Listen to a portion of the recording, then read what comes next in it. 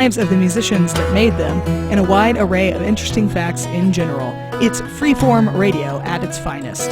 Hear what you rarely hear anywhere else here on Radio Free Saturday mornings, 9 a.m. to 11 a.m. every Saturday on KSJE. KSJE is supported by San Juan Regional Medical Center, here for you, providing safe, quality care. Stay informed on the COVID-19 developments to protect yourself and your loved ones at sanjuanregional.com or the COVID-19 information line at 505-516-0938 or 888-949-5387. San Juan Regional Medical Center, caring for the Four Corners since 1910.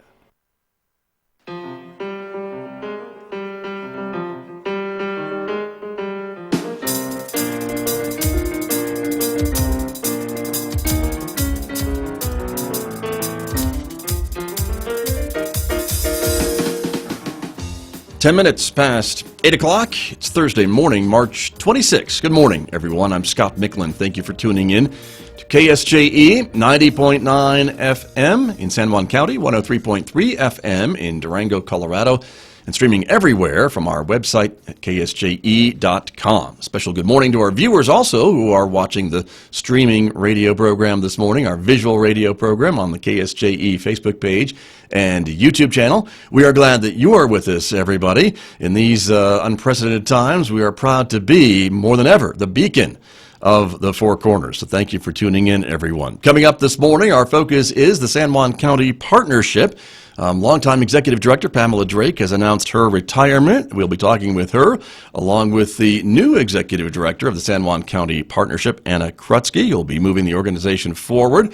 We're talking with both of these women coming up this morning on KSJE, so we hope you'll stay tuned and join us for that conversation. And then we also want to remind you at 9 a.m. today on our streaming platforms, YouTube and Facebook, is our local community information program about the coronavirus and its effects on San Juan County and the Four Corners area. We are joined by local professionals in the community. We invite you to join us as well and comment or call in during that program if you have a specific question. That's coming up today at 9 a.m. You can join us right here on Facebook and YouTube for that. Mick Hess is going to be here also on the radio at 9 a.m. after the news. Roving with the Arts, of course, continues on KSJE. Today, Mick is playing music from this group that you see on the screen right now. It's Brassworks 4. That's a local group. In fact, Mick's up there. He is the second knucklehead on the right over there on your screen if you're watching me this morning. But music from Brassworks 4 on Roving with the Arts this morning, so we hope you'll join us for that as well. Also at 5 p.m. this evening, it's the audio version of our coronavirus program. For folks who aren't on social media, it's another public service from KSJE. You can listen at 5:06 p.m. after the news. Again, 90.9 FM in San Juan County, 103.3 FM in the Durango area, and it'll be streaming also from our website. But it's the same program you see at 9 a.m., again at 5:06 p.m., the audio version on KSJE. In addition to Facebook and YouTube, we remind you that we also have a presence on Twitter and on Instagram as well, and we're sharing lots of local information on all of those places, so be sure to check with us there as well. Here's our weather forecast. It's going to become mostly sunny by this afternoon with a high of 64 degrees, but those darn winds are going to be with us again today. Wind gusts up to 35 to 40 miles per hour this afternoon. Overnight, windy with a low of 35. It'll be partly cloudy with a chance of snow showers tomorrow and a high of 48 on Friday, 29 Friday night with a chance of flurries, and then sunshine on Saturday with a high of 50 degrees. It'll be mostly clear Saturday night with a low of 30. And then look at this, partly sunny skies, 55 for a high on Sunday, 56 on Monday, lower 60s by Tuesday, mid-60s by Wednesday, and how about upper 60s by Thursday maybe and Friday of next week. That works for me, so that's the forecast for the next several days. Good morning, everyone. I'm Scott Micklin, and joining me live for our visual radio technology this morning to talk a little bit about the San Juan County Partnership. Pamela Drake is joining us via Skype this morning, and also Anna Krutsky is joining us via Skype. And good morning to both of you. It's great to see you both. Good morning, Scott. Good morning. And you both are here because this is kind of a bittersweet occasion, Pamela Drake, because you are retiring after a long and storied career with San Juan County Partnership, and Anna Krutsky, you are going to be taking over the reins of the San Juan County Partnership, correct? That is the plan. Okay, and with everything else going on, it's just one of those things. But we were talking about with Pamela Drake. This is quite the time to be kind of changing of the guard and transitioning with leadership of the San Juan County Partnership. But I want to ask Pamela Drake a little bit about how long you've been there. Remind us just how long you've been at the reins of the San Juan County Partnership. Well, it was 28 years in December, Scott. Wow. I was the second employee in December of 1991, and then I was named the director in August of 93. So I was just a mere child at the time. Yes. So I like to think. That's for sure. I agree with you after all that time. And the mission, though, really hasn't changed in all that time. It certainly expanded, but the mission 28 years ago was pretty much the same as it is today, is it not? It actually is. I think we added one short phrase at one point in time, but not long into it. But our mission is working together with people of all ages and cultures to promote community wellness and prevention awareness. And that has really driven all of our programs for all of these years. Founded in substance abuse prevention, we were originally funded by the Department of Health and Human Services at the federal level with a sizable grant that lasted for 5 years. And with that grant, we were, our goals were to establish a coalition to address substance abuse in San Juan County and to formulate prevention practices and prevention strategies, implement evidence-based prevention strategies. But because our mission statement is so broad, we were able to address other issues in the community over which substance abuse is like an overlay over some of the other conditions that exist. And so we were able to meld all of those together and create some strategic planning to really help our community to be a better place to live. Right, and even in the ensuing years then, a lot of things have been still grant funded and things along that line with the San Juan County Partnership. That continues today, does it not? It surely does. Almost all of our funding is either grant funded or we have contracts with, some contracts with the state of New Mexico, some with the county, where we provide various services to the community. Right, and let me bring Anna Krutsky into the conversation here, who will be the incoming executive director of the San Juan County Partnership. And Anna, congratulations to you. And tell us a little bit about your background, if you will, and why this is such a good fit for you. Well, thank you so much. My background is that I have a master's degree in social work, and I have been working in direct practice or as a supervisor in an administrative role, most recently with Presbyterian Medical Services there in Farmington. And I have done a lot of work in program development on the treatment side and working with clients directly and indirectly by supporting providers to help them manage symptoms of substance use and abuse and give them an opportunity to find some healing. So for me, I have worked really closely with Pamela and her organization and with San Juan County Partnership over the years to try to be a support from the provider side and to help get messaging into the community and to help bring us into the healthiest way that we can each be as individuals and as a community. For me, I'm really excited to get to know the prevention programming and really understand all of the evidence-based programs that have been functioning and are working out there, to build on those programs and to see what other things that we can bring to the community to support the mission of the partnership. Right. And talk to us a little bit about, both of you, about these evidence-based programs. These are things that are based in data and data-driven, and some of these things that you can share with the community, right, when you get some of the results in, Pamela Drake?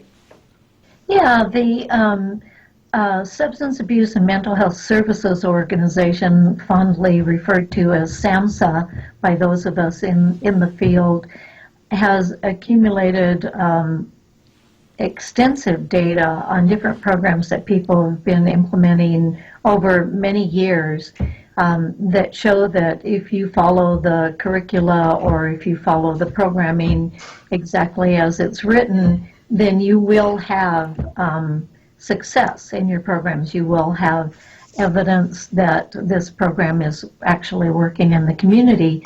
One of the ones that I think a lot of people in the community are familiar with is sticker shock that we do. And I know Right. I've talked about it on your program before, Scott, where we go with youth into retail outlets and put stickers on the alcohol packaging that reminds people that it's a 4th-degree felony to provide alcohol to minors. And this program is nationally proven that the more you do it in the community, the more you will lower the underage drinking rate. So that's just one program that we do. We are starting a new program called Strengthening Families, where we work with youth and families to increase their own self-awareness and their own self-esteem so that they make good choices and they build better communication between parent and child. And parents are on the lookout then for what risk factors their child may be encountering and how to increase the positive factors in their lives. And that's all prevention talk that we all learn as preventionists. So that's another one of our evidence-based programs that we do. A lot of education, community-wide education, and community-wide raising of perception of risk around drinking and driving, around underage drinking, around marijuana usage, and prescription drug misuse. We do a lot of education as to what that looks like and how to keep their prescriptions safe, how to dispose of them safely, and not to share prescriptions. All those things are all evidence-based programs that we implement. Got you. My guest this morning from the San Juan County Partnership, Pamela Drake, is here, Executive Director, who will be retiring, and Anna Krutsky, who will be the new Executive Director of the San Juan County Partnership. And so talk to me a little bit about this transition. There's still a few weeks away, correct, as you both kind of, Anna, as you learn the reins of the partnership, and Pamela, as you get ready to move on to the next chapter, I suppose? Absolutely. So we are in a transition phase as we speak, and in a very interesting time right now. Because Right. most of the employees who usually work out of the office are currently working at home, and we are so lucky to be able to continue to do the work that we're doing while all of our employees are working very, very hard from their own home offices. So the phase that we're in right now in this transition is that I am learning everything that Pamela has ever learned over a few short weeks here, and trying to have a really good understanding of each one of the grants that we are working with right now. looking at the data that we utilize to direct the programs that we have seen that are going to be most helpful. As Pamela was talking a little bit about, there's a lot of data collection and a lot of learning about what those numbers mean and how we can share with the community ways to make a shift and creating some healthy understanding of what is normal and what is not in terms of substance use. There was a period of time where we were trying to get out into the community a little bit more, do some more meeting and greeting. So that has become more of a digital experience now. I will, within probably the next few weeks, become an expert in learning how to communicate via Skype or other types of social or group media platforms.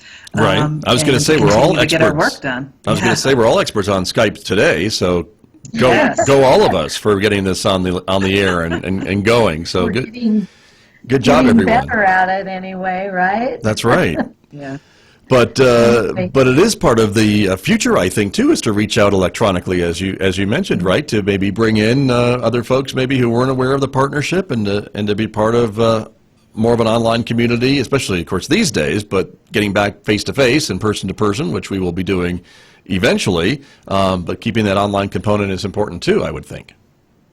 Absolutely, and it is a fabulous platform for the messaging that we are trying to impart to the community. There was a time, a couple weeks ago when we had planned to do a lot of putting up posters, communicating with organizations, and trying to reach people in that capacity. And right now, we're really focusing on how do we utilize the social media outlets that we have available to us. We are in the middle right now of a community survey around ideas of alcohol use and abuse and drug use and abuse. And Pamela has some information that she is going to share in regards to how you can reach that survey now and take that to help us have a better understanding of what the needs in the community are as we continue to do the work that we're doing. Interesting. And of course, the partnership has always been a great source of collecting and helping us to analyze local data, and sometimes in a state like ours, it's kind of the population centers, Albuquerque, Santa Fe, that drive a lot of this, and it's hard to find local data. And so I think the San Juan County Partnership should be credited by going that extra mile and collecting some of these things so that we can all understand what's happening in our community, which could be very different than what's happening in the Rio Grande corridor. Absolutely. And Scott, thank you for mentioning that. We have done the first needs assessment that we did was in 1996. It was a comprehensive county-wide needs assessment, and we've done it every 4 years since then, where we ask residents their opinions about what are the most pressing needs in the county, and also what services are needed more than we currently have. And then we have taken a social indicator data that is available nationally and at the state level, some of the indicators of what it looks like here in the county, and then also talking to key informants who are people who are supposed to know the answers. It's their reality, what they see, and so we balance all three of those and have been able to come up with some priority needs for our communities here. And it's demographically sound. It includes all parts of the community of the county, including in the Navajo Nation. And so we've done that over all these years. And then for many years, we've done this community survey that we are required to do by our Office of Substance Abuse Prevention at the state level, one of our funders. And I just want to say that we ask questions in that survey about related to alcohol use, drinking and driving, prescription drug, and other drug use. And it's really important for us to get that input. I'm going to give you the way to access that here in just a second. But Okay. the people that we don't hear from on the survey are men.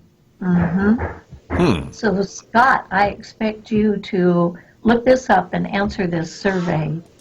It's completely anonymous, but we really would like to get more men to respond to it, and it is being conducted now until April 27th. It's completely online. We've done it in person in the past, but this year, well, we've done it also online, but this year we're doing it completely online.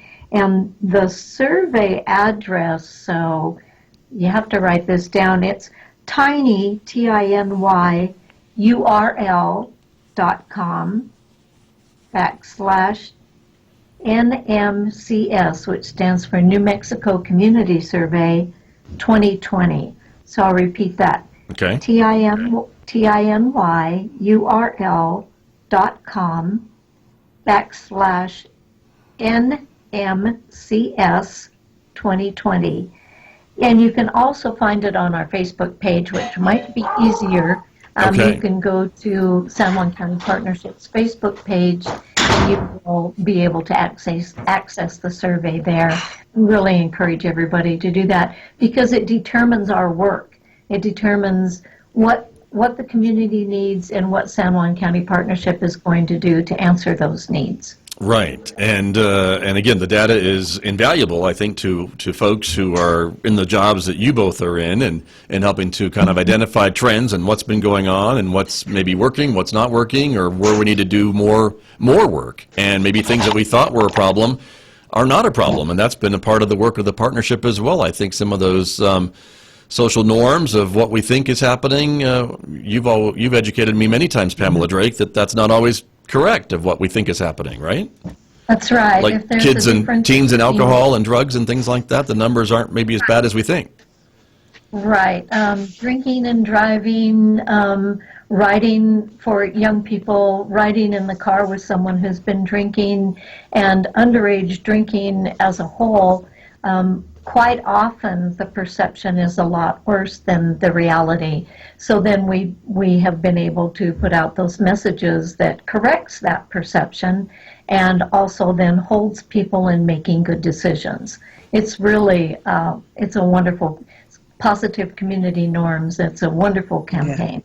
Right. And I did want to talk a little bit about the needs assessment that you mentioned that the partnership has been doing every 4 years now since the 90s, and how much that is used by other, I think, nonprofits in the area and for-profits in the area when they do grant applications, and they can point to the data you collect to put in their applications about what our community looks like and what we're suffering from and what people say are the most important issues facing the community. I think those are some of the questions you ask, right?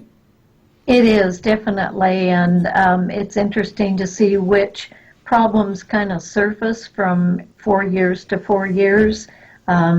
Economics has certainly come up in the survey quite a bit, and a lot of the nonprofit entities use it. Governmental entities have used it too in schools, just to see, what it is exactly that residents and key informants and what the social indicators are telling us need to be addressed. So it's been really useful, and people are always saying, when's the next one coming out? That's right. So, we continue to work on that. We're going to do another one this year. It's going to be not the full extent. We aren't going to do the resident survey part. We're just going to do the key informant and the social indicator part, which will give us definite information, really valuable information. It just is a huge endeavor, and with conditions the way they are right now and limited access to person-to-person access, right, we decided to do the abbreviated one this time, but it's going to be very valuable to people. Good point. Very good. Anna Krutsky, let me bring you into the conversation too a little bit about how important this kind of work is. Someone who's worked at Presbyterian Medical Services and elsewhere in the community, you certainly know how important it is to know what's going on in the community, what folks' concerns are, what are big issues impacting people's lives. Because for many of us, we may not even be familiar with how folks are struggling to make ends meet, to find their next meal, to do all these things that we don't really have a second thought about because, gratefully, we don't have those problems. Yeah, I think making sure that we have a really good understanding about what the needs are within our community and continuing to help people understand but what is normal, what is not normal, right.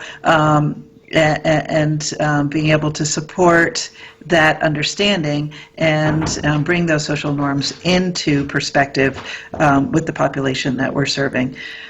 Right, and if you look ahead at the San Juan County Partnership, I mean, obviously these are the things that the partnership is known for. Anna, do you have any thoughts or plans about anything you'd like to expand if funding allows and things along that line? I know that's always part of it too, right? You can only do so much. Absolutely, yes. No, I mean, one of the things that I'm really excited about is our Healthy Kids, Healthy Communities program and continuing to expand education around nutrition for young people and families, accessing healthy foods, building more into access to the growers markets and the farmers markets, and bringing those farmers into the city and participating in the mobile farmers market that we're looking at, and that may become even more important this year as people have difficulty getting out to the stores while they're being isolated, and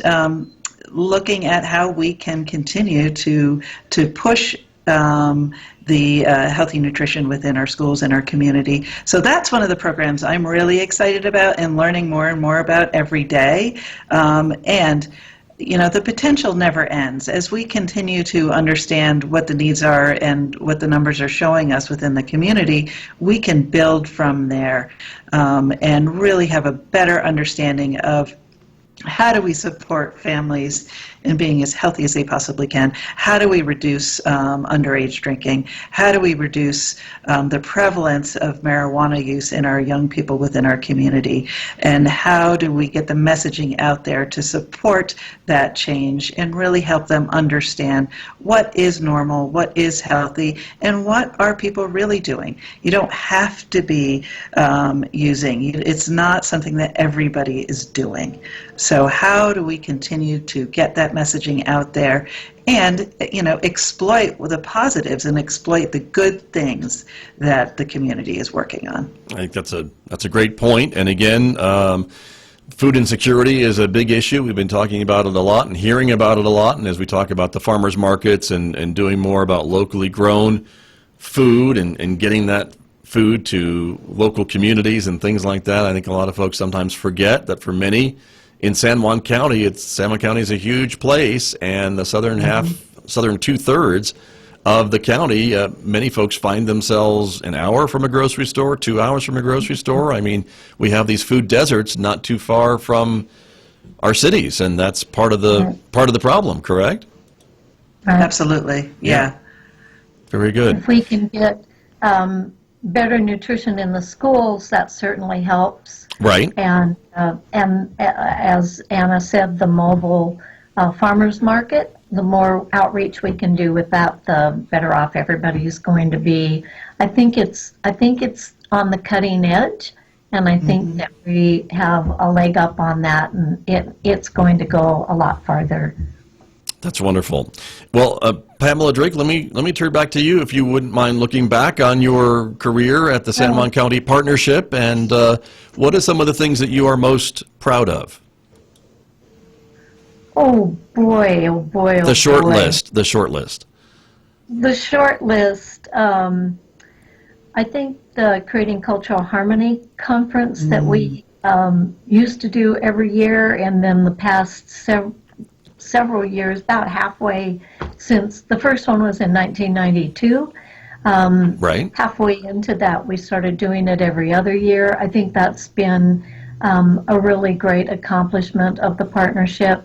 Another thing is that we have been known throughout the state as one of the leading prevention agencies in the state, and we have lasted. All the agencies that were started way back in 1991 with that federal grant, there are only a couple of us that are still in existence, and we've been able to expand the work that we do.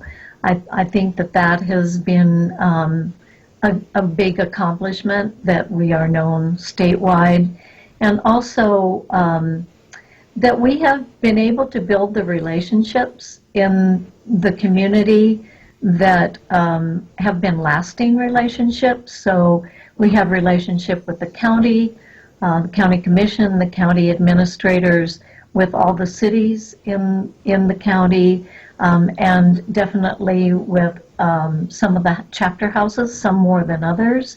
But we have had a clear and positive relationship with the Shiprock chapter and Sedakan chapters, very positive.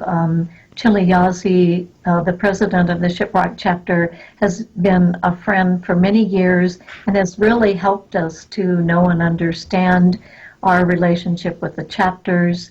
And he's going to be serving on our board starting in May of this year. So we're happy about that. Also, that we have been able to maintain a tenured staff. Many of our staff have been here over 10 years, and also that we have a multicultural staff. And I think that's really important in our area, that we have not only hired multicultural people, but they have stayed with the partnership. So it's only through the entire staff that we've been successful. I agree. So, that's okay. Very near and dear to my heart, and we would not be where we are without the collaboration of the communities and our staff. So that's been, I think, a real accomplishment in this time of seeing so many turnovers in various agencies, and sometimes that can't be helped. But I'm just proud that we've been able to maintain as well as we have. I think that's a good accomplishment for sure, and a credit to you for leading the way all these years. So, Anna Krutsky, I mean, that's pretty nice to be able to walk into having some institutional knowledge, even though Pamela is retiring, but you still have a lot of folks surrounding you to help you with your transition, right? Absolutely. I feel really, really lucky. And honestly, I feel blessed. Pamela has imparted to me so much amazing knowledge. The staff that we have been working with closely during this transition have been incredible and supportive of both of us as we move through this process.